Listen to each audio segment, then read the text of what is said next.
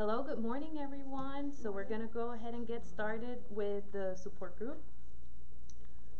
Thank you for joining us. All right, so did everyone sign up? Their name, update their email and all that in the sign-in sheet? Okay, excellent. And whoever is pre-op and needs some kind of proof that they came, before you leave, make sure to grab, there's a sheet back there, I can point you out which one it is, that we can sign it so that you can hand it out and let them know that you were here. Okay. It's kind of like proof. This last month. Can you right. just sign that? Is that Yeah. If you brought it, absolutely. Yeah. Just remind me, please, before the end. Okay. All right, so for those that don't know me, my name is Giselle. I'm one of the registered dietitians here in the bariatric department. I'm sort of like another resource for you guys. As you know, for at least all of you, I'm not in the actual clinic with the surgeons. I'm here in this building. My services are free for you as long as you're part of our program. You can come see me as little or as much as you want. So we're offering these support groups here for you. If you ever need me, my business card is right in the front. You can grab one, contact me for questions or whatever it is that you need, okay? All right, so the topic that I chose for today is meal planning, okay? Because I really think that developing good habits with meal planning is key to success. It's key to be able to eat healthy, to be healthy, not only your body health, but also mental health, okay? I think it's important that we think about our routine, think about our day-to-day activities, and see what are we doing that we can do differently that will put us in the path to success. And I think meal planning is one of those things where you might think, oh yeah, I go to the grocery store, I think about what I want to make, I go to the grocery store and then I just make it. It's really not, I consider it's not as simple as that. I think that there's a lot of little things that you can do to make your life easier, to make meal planning easier, to make the recipes tasty, to be able to use up everything that you need in your refrigerator, to avoid any food waste, save some money, and all that. So that's the topic that I'm going to talk about today. But I want to know, before I give you what are the tips that I have for meal planning, I want to know what you guys like to do, or if there's anything that you've learned throughout the program now. So, first things first, before you even think about the menu that you're going to make for the week, is there anything that you do at home before meal planning? Make a checklist? Okay. Like items that, as you run out, write them down. Okay, so you're saying that you look at what you've run out of to make sure that before. Like if I finish an item, I'll write it down so that way I know it's already on the list and I don't have to go last minute and write it all back down. Oh, that is amazing. You know what? I'm going to start doing that. I don't have in my list. And I think that's a really good idea because I often have to carve minimum 30 minutes out of my Sunday to create that list. So that is such a great idea. So do you have a list already like available for you and you kind of fill in as you go? I have a note thing in my phone, and as I run out, I just type it in my phone and my phone is my list as I go to the store. Does anyone else here do that, or is it just me that doesn't do that? I think that's a great idea. So you see, I learned with you guys. So now when I go home, I'm going to pop out the piece of paper that I use for my grocery list. I'm going to put a pen next to it, and as I run out of things, I'm going to start writing them down. And that saves time on that Sunday morning that I spend to meal plan. It's already going to save me some time because I already have in the list of things I know I need to get. That is excellent. Anyone else that can share maybe things that you do at home even before you start planning your meals for the week or for the next couple of days? Think, because you might not even realize the things that you do until you really think about it. I always try to keep healthy food in the fridge. Okay. Because I don't meal plan, so, I never know what I want, and, Gotcha. by myself, not having to cook for family. I don't cook because it's always way too much food and it gets thrown away, so I just try to keep healthy stuff in there, and then when I'm ready, I eat out a lot, so I bring a lot of leftovers home, but that way it's like, okay, this is what I have, so this is what I will eat around. Okay. Okay. Excellent. Yeah, keeping healthy stuff, easily accessible healthy foods is really helpful in the refrigerator, in your cabinet, whatever it is. Really good. Anything else? Tell me. Think about the things that you do at home before you go to the grocery store. Is there anything that you notice that you do before even meal planning, creating a menu? You should eat before you go to the grocery store. Yes, okay. Don't go hungry. Yes, absolutely. Hey, I think that is super duper important, because not only because of the risk of grabbing more than what you need, but also I get cranky. Everything pisses me off. I don't like anyone around me. Yeah, I get like this. I don't believe it. You don't believe it? No, I don't either. If my boyfriend were here, he would tell you that I turn into a little monster when I'm really hungry. Okay, he exaggerates, not that much. But the point is that it at the grocery store, you might lose focus if you're hungry and forget to grab something, or go on the wrong lane because you're thinking about how much your stomach is growling. Yeah, so absolutely that's important before you even head out to the grocery store. So I wrote down some things that I noticed that I do at home that has been really helpful, and things that I've learned from some of my patients that they do before they start planning the menu that I think is really helpful for meal planning. So one of them is check for anything that's about to go to waste. So focus on those first. Open up your refrigerator and dig deep into whatever's hidden in the back for decades, and pull it to the front, and look at the expiration date. Look at it, smell it, see if it's still good. Hey, if it's still good, but you know it's close to going bad, definitely plan to make something where you're going to use that ingredient, because that way you're not wasting money, okay?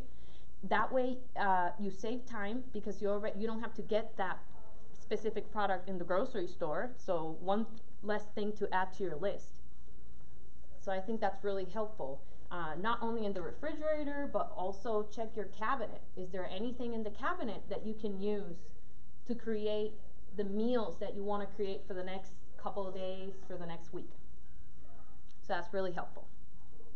And by all means, if you have tips, you can just jump in. Even if I keep going on, you can just tell me anything that pops in your head.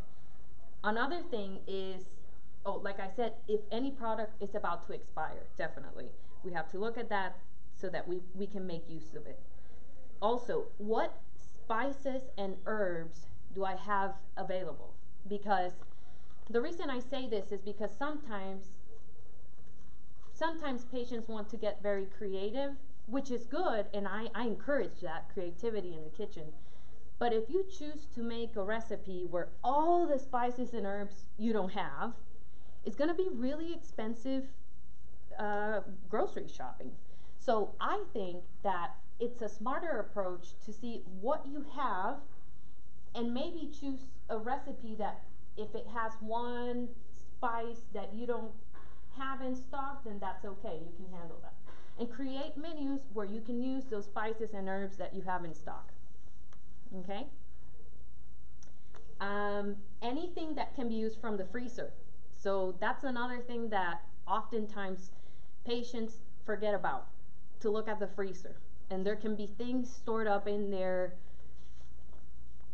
for I don't know how long. It looks like ice age in there, right? And you're like, what the heck is this? It has like 3 inches of ice around it, and you don't know what it is. Yeah, so creating that habit of opening the refrigerator, then opening the freezer, then opening your cabinet, you might be surprised the all the inspiration that you can get for menu planning based on the stuff that you already have, not even heading out to the grocery store. Does any of you feel that you keep good track of what you have in the freezer, and can you share with us what is it that you do at home to be able to stay organized in that way? I date everything. What? I date everything, cause I usually go to Sam's and I buy them both. She says that she dates everything. Yeah, and, Mhm.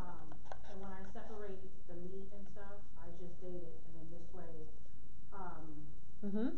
I know that I need, if I go to the store and I didn't use all of that that's in the freezer, I move that up front Mhm. before I get, more. Right. That's really good. Yeah, that's excellent. And how at what point you decide, okay, I got to use this. Um, Periodically, because I mean, I know what it is that, that I buy, cause I buy just about enough meat Mhm. for the month. Mhm. So I know. For the whole month? Yeah, for the whole month. So Yeah. you're planning way ahead of time. Yeah. That's good. So this way I don't have to keep running back. The only thing I wanna run back to the store for is for milk, eggs, and bread. That's it. I Yeah. don't wanna keep running back Right. for, I gotta do this for dinner and all of this other stuff, so I try to, like I said, with my meat, is just, date everything so that this way I know, okay, if I get like 6 pounds of ground beef, Mhm. I know I can get like at least like 4 or 5 meals out of Mhm. that, Right. and then what I do is then I just separate the meat, Mhm. so. Right. That's awesome. And are you cooking for a group of people? Yeah, 5. Yeah. Yeah.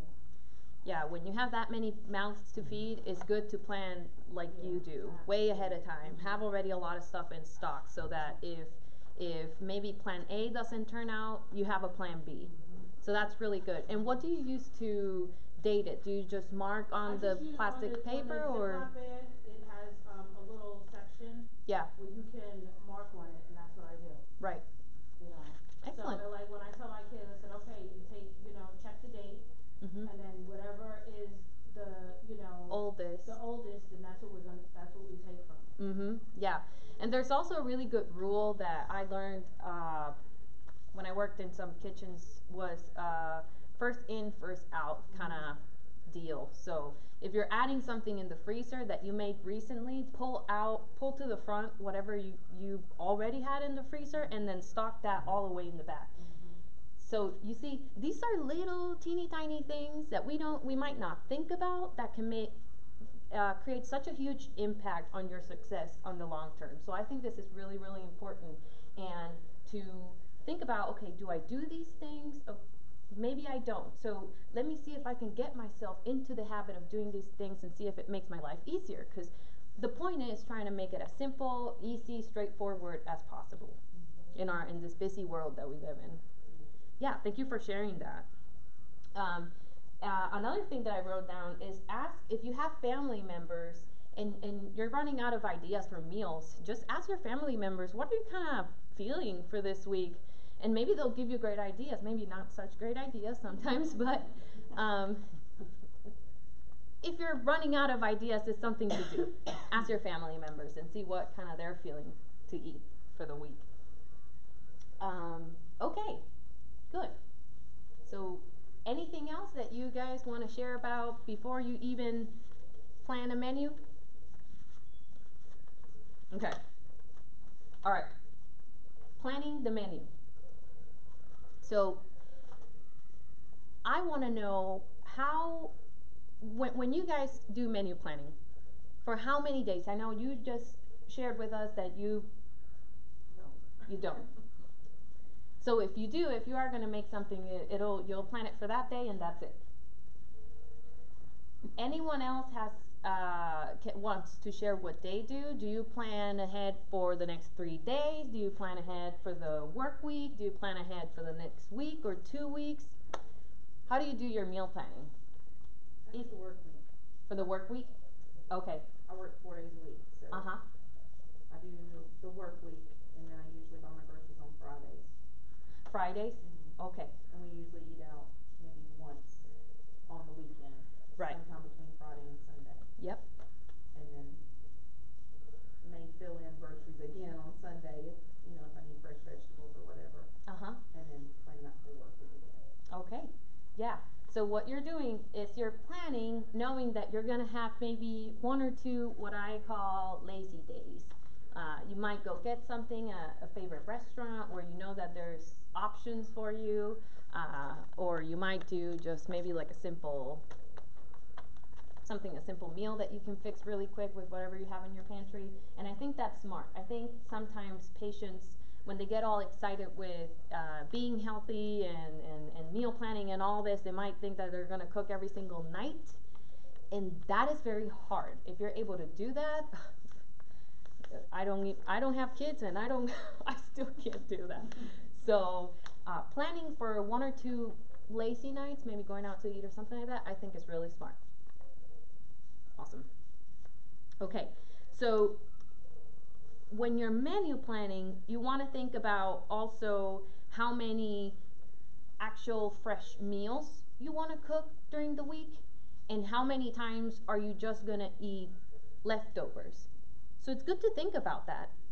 So let's say maybe you think, okay, I'm going to cook Monday night, and the leftovers, I'm going to eat them for lunch the next day, and I'm going to eat them for dinner on Tuesday night. And then Tuesday night, maybe you can cook something for Wednesday, or you can wait and cook until Wednesday and bring leftovers to lunch the next day. And so you don't have to cook fresh meals every single night. You can just figure out a plan of how many fresh meals you want to have and how much you want to fix with leftovers. Does anyone here have any go-to recipes that you know that if you make this, you can make something else out of the leftovers? Do you have any go-to recipes like that? Usually when we grill chicken, or if I have any other meats that can be grilled, I grill everything at the same time to use throughout the week. Okay. But if you grill chicken, you just have grilled chicken one night, and the next night you might have a salad with grilled chicken or whatever. Right. Or make chicken salad with grilled chicken, Right. Exactly. So, yeah. Perfect. Perfect. Anyone else has any recipes like that you cook something and then what's ever left you can come up with another dish to make with some of the leftovers? I think it's really good to have recipes like this. So think about, what can I make that I know that if there's this leftover meat, I can make maybe a salad or something else with it. So if you don't have one like that, then yep. I love soup, so usually I have leftover vegetables, they all end up in a soup pot. Yeah. It's like, okay, I'm not gonna sit down and eat them with a meal, but yeah, dump them in a pot and get another mile out of it. So. Right. That's a really good idea. That reminds me of my grandmother. My grandmother loves soups, and she always said that her mom was a really good cook, the best cook in the family, and she would tell me that her favorite meal was the leftovers soup that her mom would make. And I'm not gonna lie, when she explained it to me, it sounded kind of weird to me, just grabbing all the leftovers from the week and tossing them together. I'm thinking, she has to be a really good cook to make that actually taste good. I'm worried that if I make it, it's just gonna taste like a mush of vegetables and some old meat, but I'm just making a joke. But you can really create something really nicely with some leftovers. So do not feel like you have to throw away to the trash can whatever little bit you didn't eat. Store that in Ziploc bags in the coldest part of the refrigerator so it doesn't go to waste. and maybe in the next day or two, you can think about a creative way to use it. Have any of you watched Chopped? Oh my gosh, I love that show. I watch it almost every day as I'm cooking. I'm like thinking that I'm doing exactly what they're doing, but not really. One thing that I started doing, instead of just watching Chopped because of entertainment, I started thinking, you know, we as home cooks, we can learn so much about the thought process of these chefs and how they have to be so creative to create these meals with these ingredients that at first they don't even make sense together. So I challenge you, well, no, not challenge you.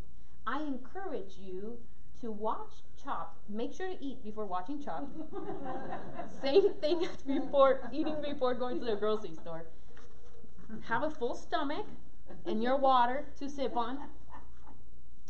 And when you look at it, don't just look at it as a spectator. Really study and try to understand the thought process of the chefs, because they explain what their thought process was during the competition. It's like, okay, this is savory and it needed something sweeter to balance out. This was bitter and it needed something acidic to balance out. And you might learn a thing or two from these chefs. And then when you're in your kitchen, remember that and say, okay, I have this. Let's imagine that we're in Chop. Let's see what we can make to make this work and create a nice meal with leftovers. So, okay.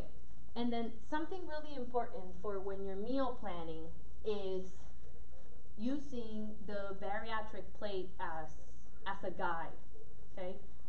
So this is very basic.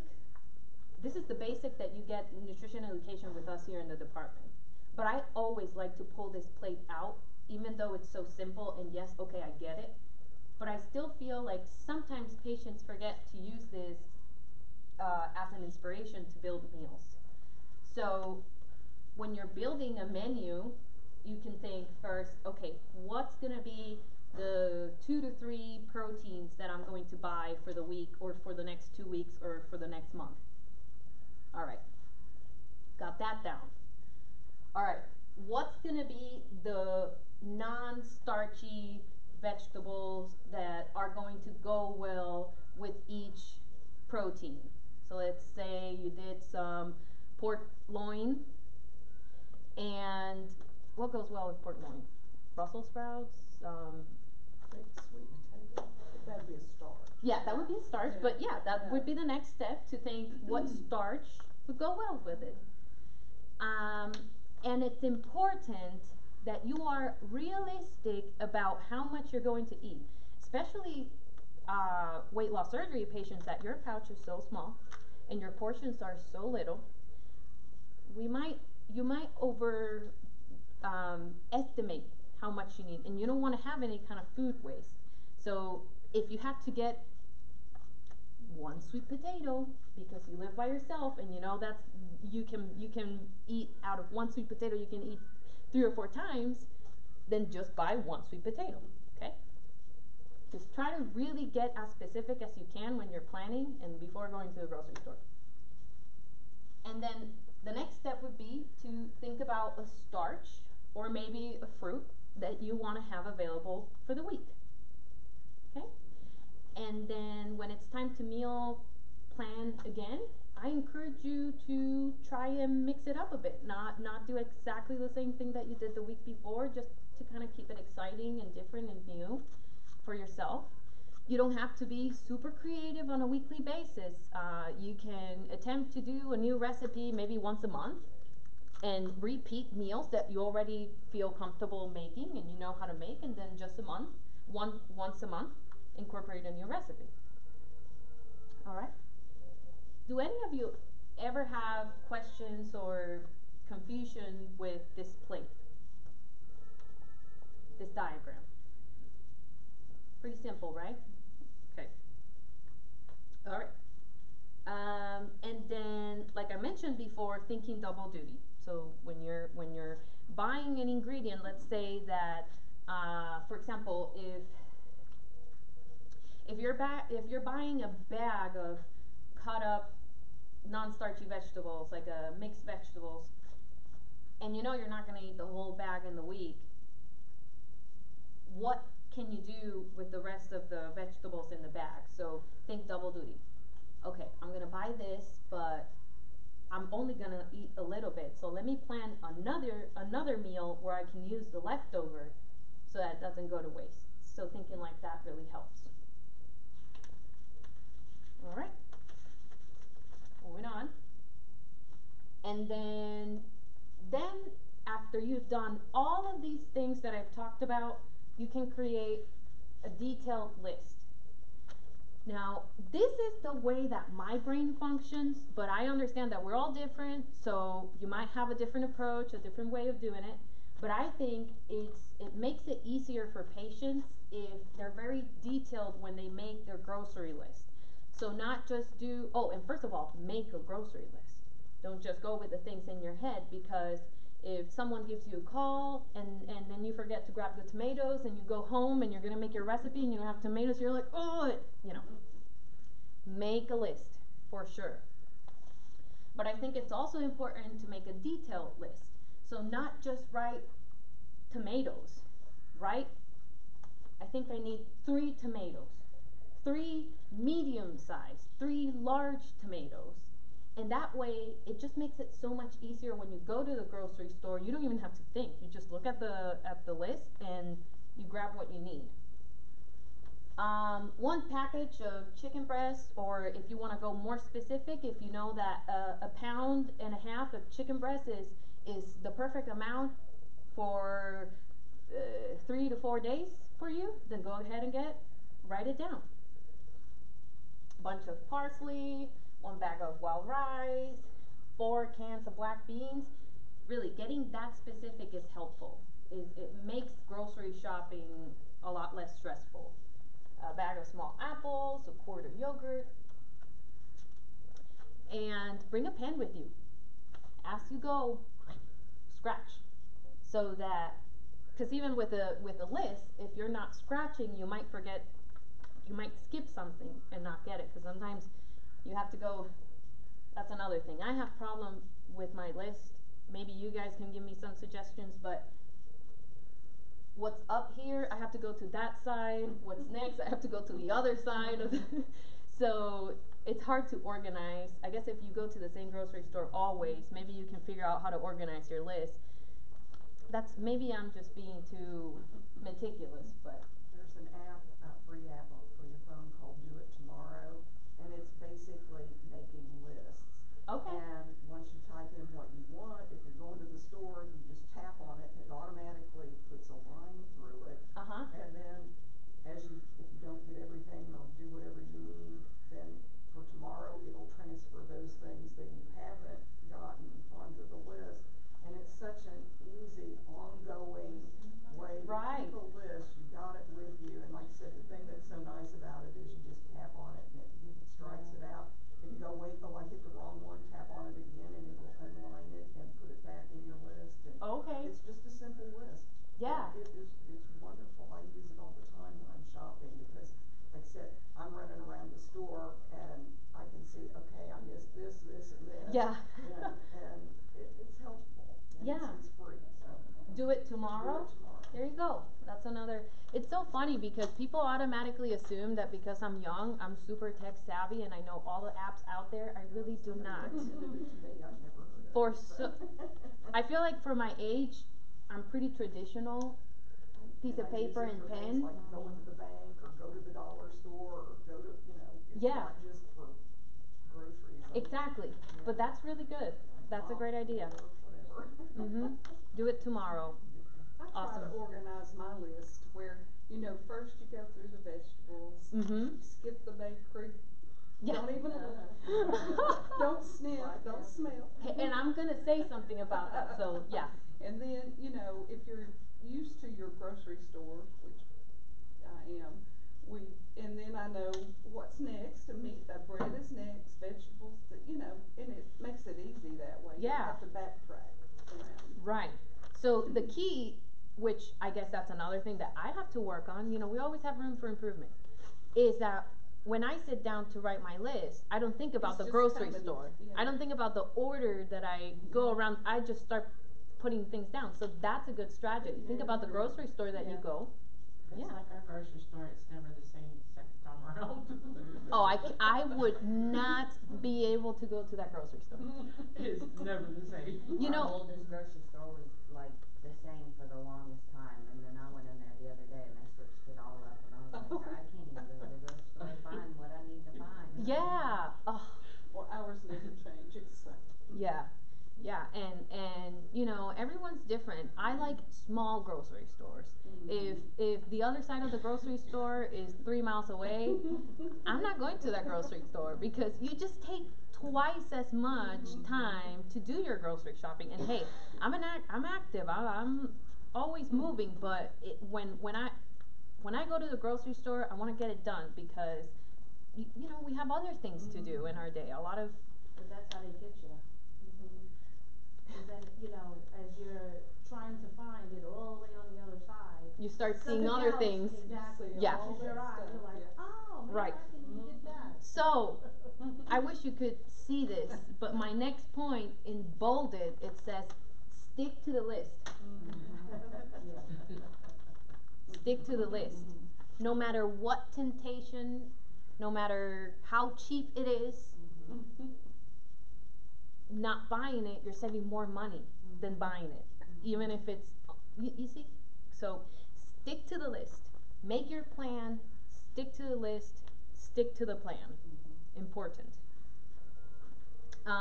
So you know how you said about the bakery that you just don't even look at it? That's my next point. And I hold my breath too. I don't You smell hold, yeah, because it smells so good. Yeah, I wrote down, try to avoid aisles that may trigger cravings, whether it's candy or crackers or whatever it is. But sometimes, unfortunately, you have to go through that aisle to get where you need to go. So I just tell my patients, you know how horses have these things? Just literally, and yeah, hold your breath if you need to. Just right. Run. Just run through there. Right. Or just like go grab your cart and just look at the cart and just move forward. I mean, we laugh, but honestly, those are survival skills because we live in such an unhealthy environment where the grocery store is filled of such unhealthy foods. And even though we're going to get a healthy food that's at the end, we go through all these wonderful smelling things. And yes, so blocking your head, please don't pass out holding your breath. Try not to look, just focus. No. Oh my gosh. Just don't tell them that you're in the Northeast Georgia Bariatric Weight Loss Program. Okay. All right. So we made it through the grocery store and now we're at home. Okay? And the most important thing I consider is what I said earlier, stick to the plan. Now I know that life doesn't always go as planned, and that's okay. But as much as you can, even if you're not feeling the cooking vibe, you bought this food, go ahead and make it. It's such a satisfaction when you're done and you did it and you have packed food to bring to work at the next day. You're like, oh man, I'm so glad I did it. Even though I wasn't motivated, it was a bit troublesome, I had to clean the kitchen, but you have this wonderful food to bring to work the next day, and that gratification is it feels so good. So even if you go home and you're a bit tired and you don't want to, I encourage you to just get through that and just go get it, go at it. All right, stick to the plan. When you menu plan, you also have to think, what can I buy that is maybe non-perishable that I can have in my cabinet for those days where maybe there was an emergency and you couldn't go home to cook, but you need to get something to eat, and maybe you have like a low sodium healthy soup in there, or some canned fish in there that you can whip something healthy up, nourishing for you. That's important to always have in stock. Okay, and then 1 or 2 times a month, or I don't know how often, I recommend that you do like a cleanup of your kitchen. I mean, of your refrigerator. Yeah, All I right. do that once a week, like when it's garbage day. Yeah. I know, like the night before, I'll just take anything that's old or anything that's, Yeah. you know, and just get, Mhm. you know, and just get rid of it. Right, right, absolutely. So everyone is different, because if you have a lot of people in the home, then it's smarter to do that more often. For me, it works once or twice a month to really go in and like look and move things around and see if it's something that you can use, or unfortunately it's too late and you have to throw it out. You don't want weird stuff growing in your refrigerator. Yeah. So that's a suggestion that I give to my patients. And then another important thing is proper food storage. Does anyone know or has applied any of those proper food storage tips and notice a difference in how long their foods last? I have. But you might laugh. I'm young, I'm still learning. I used to put the milk in the door. That was not smart. Just because it fit perfectly. I was like, ooh, look at this perfect spot for the milk. But what happens when you open the door? Gets a wonderful whiff of really warm air. And milk is highly perishable, so it's just gonna go back bad really quickly. So I learned that which part of the refrigerator is the coldest? The back and where? Bottom. Yep, the back and the bottom, because heat rises. Okay? So things that are highly perishable, as you can see here, like your meats and your fish and things like that, you want to have them in the bottom and push them all the way in the back. Of course, don't forget about them. Yeah. And it's recommended to put like maybe like a plate or something underneath it, because the juices might fall off of it and it gets pretty nasty and it's not food safety there. But yeah, that's the coldest. So the highly perishables, you want to have them in the bottom, all the way in the back. And then the top shelf, because it's the warmest shelf, you want to have things that maybe leftovers, something that you already cooked that you want to keep in there in the refrigerator. That's a good place to put that. Or maybe some of those healthy snacks that you want to have available, readily available. The top shelf is a really good place to put that in. And in the door, because it gets a whiff of warm air each time that you open it, you want to put the things that last the most. That are not so perishable. So what are the things that maybe you can think of that would go really well there? Mustard, ketchup. Right. Those kind of things. Yeah, your condiments. Pickles, maybe. Yeah, right. Because that in itself is a preservative. So that's a really good place to keep that. Yeah, in this picture they have some water bottles. Not that. Hey, I saw that. I can read that. What was I gonna say? Oh, sometimes refrigerators have this little perfect space for your eggs in the door. I'd suggest you don't do that. Even though it does have that perfect space for eggs or for butter, don't do that, because those are foods that go bad more quickly. Yeah, So, they absorb the odors and everything from the refrigerator. yeah, they do. They do. So butter and eggs, you want to keep them inside. Maybe the middle shelf is a good place to put them. Okay. All right. And then you can see here, and a lot of our refrigerators have these crisper drawers. And for a very long time, I had no idea how to use them. Did not make sense to me. I don't know if any of you guys knows how to use them and wants to share with us how you use those crisper drawers. No one?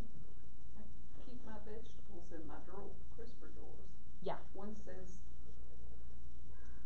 there's two. One says something. And High humidity, maybe? Yes, it does. And low humidity. And sometimes it even has that little lever where you can either close it up or open it up. Okay, so what's humidity? What's in the air that makes it humid? Right, moisture, water. To make a high humidity drawer, you need to close that lever, because that way the air doesn't flow in, and that creates moisture in them. Okay? So what you want to do is that you want to put vegetables that wilt easily, that they kind of need that moisture to stay crunchy and fresh and look like they're alive and not dying in 3 days. Yes, so that's what you want to do with that. And then the low humidity, you just open up the lever so that air can flow in, and that way the humidity is much less. You can keep fruits in there, especially fruits that you don't want them to ripe anymore. You want to make sure that you have it in that low humidity drawer with the lever opened, so that the ethylene gas that comes out of the fruit just flows out of the drawer, because the ethylene gas helps with the ripening and all that, so you want that to escape. So you can keep fruits in there. The only downside to that, at least an observation that I've made with myself, is that if the drawer is not, I wish they were transparent like this, mine, because mine are white and I can't see, and I sometimes forget. And then I open up and it's like a 2-month-old head of lettuce, and I'm like, no, I forgot about that. So I think that's the only downside. So if you're ever getting a new refrigerator, get one with transparent drawers. Now, if it doesn't have the levers, okay, but you have the drawers, you can still do that. So if it's the high humidity, you want to close it all the way. If you want it the low humidity, just open it up. Don't close it all the way. And now you have your high humidity drawer and your low humidity drawer. Okay? Good. All right. So, and we talked about the freezer. Do you have any questions about the food storage and all that? No? Okay. So, that's all that I had to share with you guys today. I don't know if there was anything in specific when you think about meal plan that I didn't talk about that maybe you think it's important that we talk about. Okay.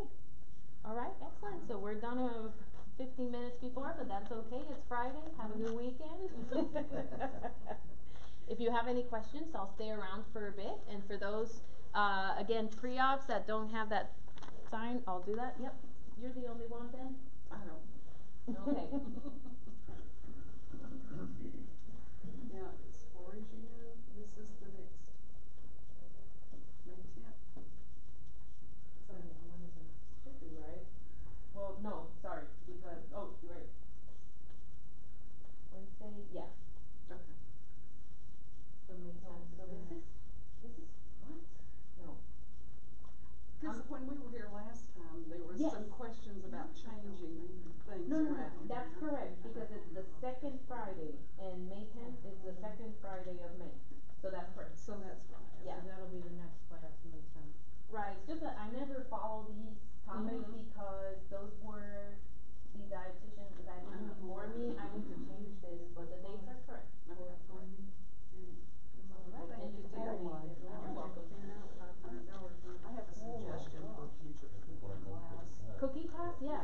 Is how to use herbs and spices. I have a whole drawer full of them, but I never know how to combine them so that they're not competing with each other and they end Oh, up yeah. tasting funky. Yeah. It's like, this wasn't a good combo. Yeah. So